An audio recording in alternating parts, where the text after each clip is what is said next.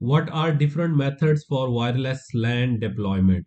There are mainly three methods. The first one is standalone access points, means you configure each access point separately. The second one is on premises, which means local access controller. The third one is cloud-based access controller, where all devices are centrally managed through cloud. Let's discuss all these three methods one by one. The first enterprise access points were standalone APs, also known as autonomous, independent, or FAT APs. A standalone access point must be configured individually, typically through a serial cable connected to the access point. To configure the AP, an admin needs to be familiar with the AP's web interface or AP's CLI. Since these APs could not coordinate with each other, technical issues such as load balance, channel selection, RF optimization, and even user authentication or client authentication roaming might render the network unstable or unpredictable. So the network is not much stable, and also it needs a lot of IT people to continuously manage these individual access points. Whenever there is a problem, whenever one access point goes faulty, so you need to go to the other access point and increase its range, its power manually.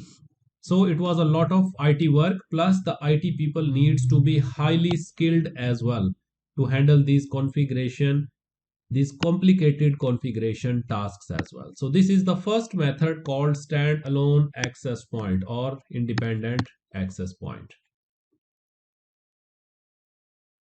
After recognizing the need for centralized management, centralized monitoring, centralized configuration, different vendors they introduced a number of controller based systems with thin APs. They are also called as dependent APs. So unlike standalone APs, most of these thin APs they cannot operate on their own. Rather, they rely on one or more wireless WLAN hardware controllers that needs to be installed in the wiring closets in the data center locally. So each access point is configured and managed through the local controller. So it's a centralized device, we can say. For example, here we can see that there is a Ruji access controller WS6818. This is one of the model.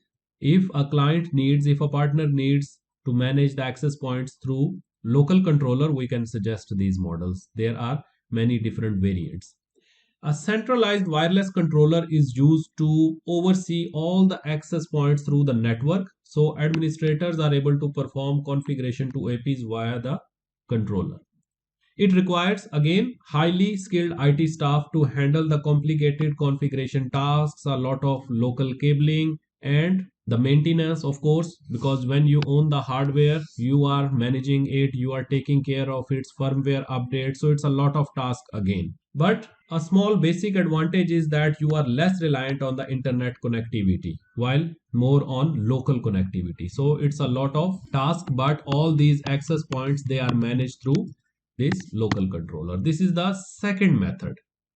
In the third method, it is called as cloud-based access controller. This is the most modern and current method. For example, here we have these access point, the same access point in previous scenarios, they are being managed through Ruji Cloud app, right? So each access point in this model is configured and managed centrally through the cloud controller. It is still a controller, but the controller you don't have to manage, you don't have to take care of its power, its backups, its security.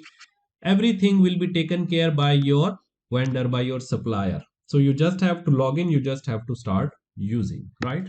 So it gives us high availability. There are many advantages which are mentioned here, so let's discuss them one by one.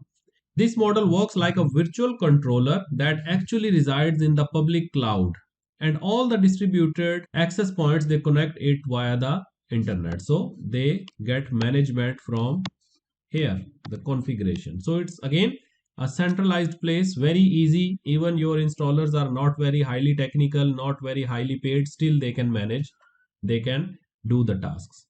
So this type of model it brings a lot of advantages. For example, it does not require highly skilled IT staff. because everything is managed remotely. You don't have to care about the firmwares, you don't have to care about the cabling of the wireless controller, you don't have to care about the power, so you don't need dedicated staff. Anybody can install the app, they can start provisioning. Also, we get centralized management. So, also we have ease of remote management and deployment, no controller hardware limitations, simplified backups and alerting. So, everything is done through the supplier, the vendor who is managing the cloud.